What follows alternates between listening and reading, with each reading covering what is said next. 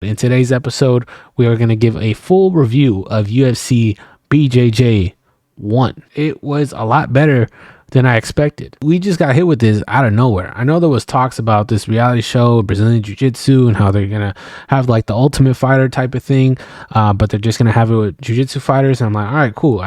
I heard about it a while ago. I'm like, all right, I didn't really think much of it until they announced it on their Instagram that there's going to be this pit, there's going to be this bowl that the competitors are going to fight in. There's going to be 2 divisions, 8 people each division, and there's going to be a UFC crowned champion. I'm like, all right, cool. We got some big names announced. Yeah, Gianni Grippo, got Andrew Tackett, got Andy Varela, Mikey Musumeci is the coach, which is to be expected. He's the first Brazilian Jiu-Jitsu athlete signed to the UFC. So I'm like, all right, so they're going to make some moves with Mikey. But the one thing I did not expect is Harrison Gabriel being Mikey's competition. Now, I'm not going to lie. I was like Islam Makhachev, like, and he's brother, got who this guy? He don't have question. He just listen us. Yeah, he just produces this. Who is this guy? I never really heard of Harrison Gabriel. They said that he won the Pan American Championship and was able to defeat Baby Shark. Apparently, they wanted Baby Shark to be the coach against Mikey. It seemed like that didn't pan out, and they had Harrison Gabriel sub in for Baby Shark. But honestly, I think it was a good move because I feel like Harrison Gabriel was able to, show himself in his final match. So we kind of expected Mikey to be kind of the name of Brazilian Jiu-Jitsu just because he's so like, I don't even know. Is marketable the right word? Like, Mikey's just Mikey, It's like you love him or you hate him. Either way, he's going to get views. He's going to do his thing. And, Mikey coming from one championship, I feel like they definitely dropped the ball with Mikey. He was a champ, and then there was like a weight cut thing, and they just dropped him. UFC picked him up, and right away, they're going putting Mikey right to work. Coaching against Harrison Gabriel. The first few episodes, we got a little bit of the background of each competitor and where they're training from and, why they train. And we got different looks. We got some purple belts, black belts, some gi competitors as well. And we got a good mix of competitors, and I feel like we're able to understand them in a different way. Maybe not from their internet personalities, but more on like a human level, especially on how they interact with other people. And that's honestly why I really enjoy shows like that, just because we get to see a different side of them. Whenever they're chopping it up, they're having fun. They're bowling, they're doing arm wrestling stuff. I think that's awesome to see. Kind of the mixture of the fighters now. It's definitely different from the Ultimate Fighter, where you had guys fighting each other, getting drunk, knocking each other out, or making bows and stuff. And it's just a different type of personality when it comes to Brazilian Jiu-Jitsu competitors versus mixed martial art fighters. That's really what I saw from the beginning episodes, and then we saw them go at it. The setup seemed slick, seemed nice. The matches were intense. I do want to list a few memorable moments from the show that I found super entertaining, or I want to ask you guys, your guys' take on it, just because there was a couple things that did stand out to me, and there was around 8 episodes or so, each episode lasting from around 20 to 30 minutes, which I feel like is a sweet spot when it comes to a show. After a few days, I'm like, all right, I'm scrolling YouTube, refreshing, new episode is out. That's how it should be. I feel like even reality shows or TV shows, you could release them as a whole season. You could binge watch. But for me personally, I enjoy when there's like a daily episode or a weekly episode, just so I could have something to look forward to. And that's kind of my jam. That's kind of what I like. I do want to mention this takedown, right? So we're gonna go let's see what episode this was on. It was on episode 3. We had Davis Cesare, I think is his name, and Austin was going for a fist bump. He was going for a clean, you start the match, fist bump, right? All right, Austin going for a fist bump, Davis going right to a double leg. You could see this guy's waiting for a dap. This guy does not look like he's going to dap him up. Right away, made his mind up here, and this definitely changed the match, Maybe it is not the most kind of sportsman-like, but it did seem like he already had his mind made that he was going for a double. Maybe he was just too locked in, but that's where I want to ask you guys, what do you guys think? Dirty or clean? Beautiful, Davis. Right away, a minute later, Davis ends up submitting Austin Orande. Watch your foot, Davis. Stop. Good. I'm so sorry. That was a good one. He took his hand out to shake my hand, and I already made my mind to double leg him just to set the statement of the whole round. So initially when I did the double and he took his hand up, like I just looked like a dickhead. But I talked to him and he said it was cool. So That's coming from me. Austin seems like a nice guy. I'm sure, Davis Asari didn't mean to really do that. Do we know? No. But honestly, my take on it, I think you should expect the unexpected, especially in a Brazilian Jiu-Jitsu match. You never know. Some guys respectful, some aren't, and you kind of just have to see. You kind of got to be prepared for anything. So, I mean, Davis, he talked about it wasn't intentional, but it did kind of open a few eyes of the viewers, like, yo, that wasn't cool. But I thought that was definitely a standout thing. One other thing that I found very interesting from the show is Mikey Musumeci's coaching when he was coaching Isaac Doderlein. I'm not gonna lie, it seemed like Mikey was just kind of like helping Isaac out, like with his confidence. He's just saying, oh, you're doing good, I know they're friends, so I'm pretty sure Mikey was just letting Isaac do his thing with the techniques and stuff. But I noticed when Mikey started speaking Portuguese to Carlos Enrique, he was a lot more detailed in the instruction with technique. So I'm gonna show that right now. All right, Isaac, we already know what we're doing. Forward, Isaac, forward.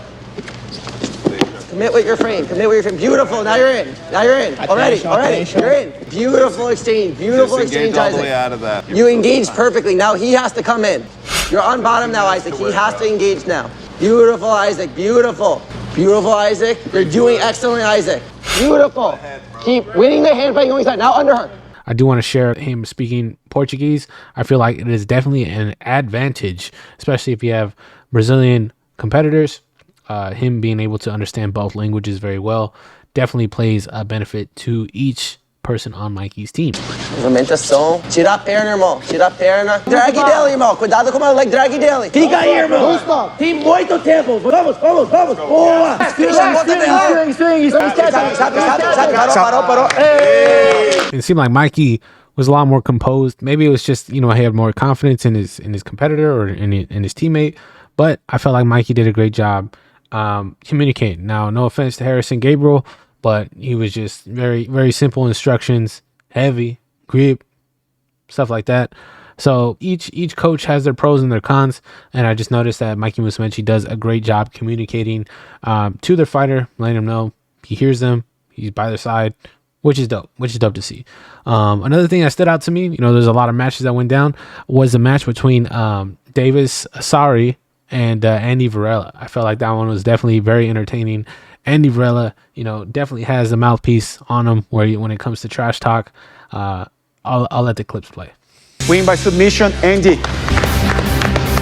I already knew he was gonna try to play my game against me, but that's very difficult to do. I'm smooth. I'm out there chewing my gum. I was just kind of bullying him a little bit, moving him around, warming up. Yeah, I hit him with my instant transmission to the back, Goku style. Teleport, and yeah, got that finish. Mr. Dana White, come on, man. I mean, I was just letting Dana know, man, I'm handsome, I'm fun to watch, I'm smooth with it. We're already winning this round, Davis. Nice, Davis. I feel it. Start working up on top. Nice! Let's go! He always breaks, he always does. Good job, Davis. Good job, man. Try super hard, then breaks every single time. I was just talking to him the whole time, and I could see him not dealing with it well. I know you hate losing to me every time. Second round, I could really feel him start to fade. Winner by submission. You got choked up, Mark? Andy. Whenever I feel people start to fade for me talking to them, I get that extra boost, and that's how I got the finish, basically. One other thing was the Carlos and Enrique armbar on Isaac Doderlein. He ended up breaking Isaac's arm, and it was pretty bad. Pega! Hey, finish that! Vai, Stop. Why did he tap? I should have tapped, yeah. I'm sorry.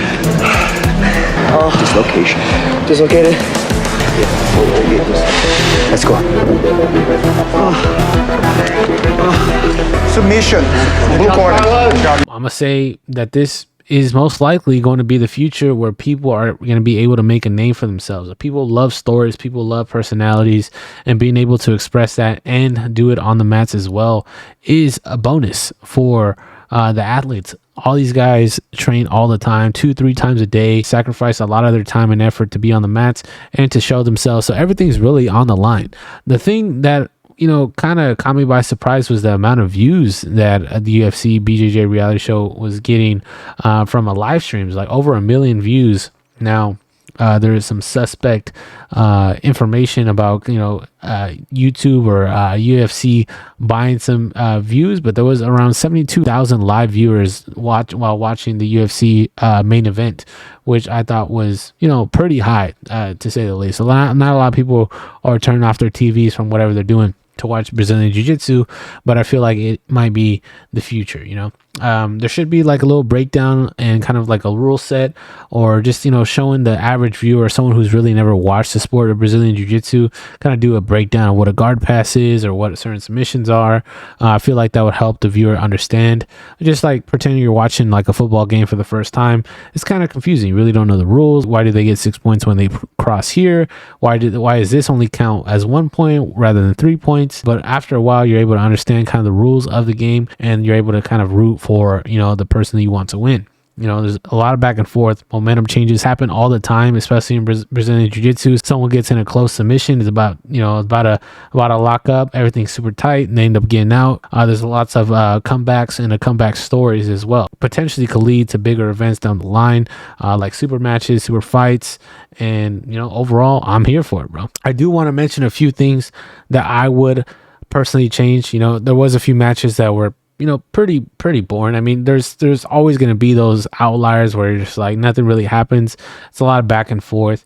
But I mean, that's just the name of it. You never know how fights are going to be. You would think Israel Adesanya and Yoel Romero is going to be a banger of the century, bro. Everybody stop what you're doing. Let's watch this fight. And you watch that fight and you're like, how did that even happen? I feel like one thing that we could, add, I say we, I'm just saying as a fan, is just announcing the winner of each round live as the match happens. Really drives an incentive for the competitor to know, hey, I gotta come back. You could think, oh, you lost a round, or if the round was close, but if you know for sure, like in Who's Number One or CJI, you're down a round, you're down 2 rounds and you need a submission, and it gives a viewer some more understanding of who has a lead, who has the advantage, and it drives more action. And that's what we really want as fans, to be able to see some good exchanges. And I do want to talk about all 3 championship matches ended in submission. Carlos Enrique ends up winning via armbar. Andrew Tackett wins via rear naked choke, and Mikey Musumeci wins via heel hook. Now, both matches with Mikey and Andrew, they utilized the bowl. I would say the bowl. They had various amount of rolls all the way until they reached the end of the bowl and were able to crank the submission, which is something that we're really not used to seeing. You could roll out of these mats, say it's IBJJF, you roll out of bounds, ADCC. You do that many rolls, you're really rolling outside the mat. They're going to stop it, reset it. Changes everything. So I would encourage you guys to make sure to tune into the show, see what you guys like. If you guys haven't even watched the show, you guys watch this video, watch a couple episodes. Episode 8 is really good. Episode 3 is really good. There's a couple slow moments, but they do build up the people and the personalities in the show. I do think it was dope that they had dinner, they did arm wrestling, they had bowling matches, just to show a little bit more of the personality of each person. But it was announced that there's going to be 3 more UFC BJJ seasons remaining this year. So there's probably going to be a lot more to come. So this is the first one. This is groundbreaking history. And congratulations to all the champs, Carlos Enrique, Andrew Tackett, Mikey Musumeci, for winning the belt. Now, we're getting some mixed reviews around the BJJ belt. Some people say it looks like a Power Ranger belt. Some people say they want gold on it. I think it's cool. I think having a belt, drives the incentive, like, oh, I want that. People win ADCC, people win Who's Number One. There's a big old belt, stuff like that. One championship, big old belt, UFC. So I think it's cool. And I do think that this is going to be leading down a future where a lot of people are going to be training to get to these events. They're going to stop what they're doing. They're going to lock in and do whatever they can to make a statement. Now, it could be on the mat or off the mat. That leads them to getting the invite. But hey, man, I'm here for it. I'm gonna make videos on it, and let me know you guys' favorite competitor that you guys did not know about, like watching the show, and you were an instant fan as soon as you heard their story. I'm interested on what you guys' take is, and I'm a fan of the show, and I'm a still stay tuned for whatever UFC BJJ has next. And also, who's going to give Andrew Tackett a run for his money? Because it seems like he's going to be the champ for a while if they don't invite one of these big names like a Rotolo brother, Joseph Chen, Mika. Give that guy some competition. That's all I gotta say. All right, bro. We out. Peace.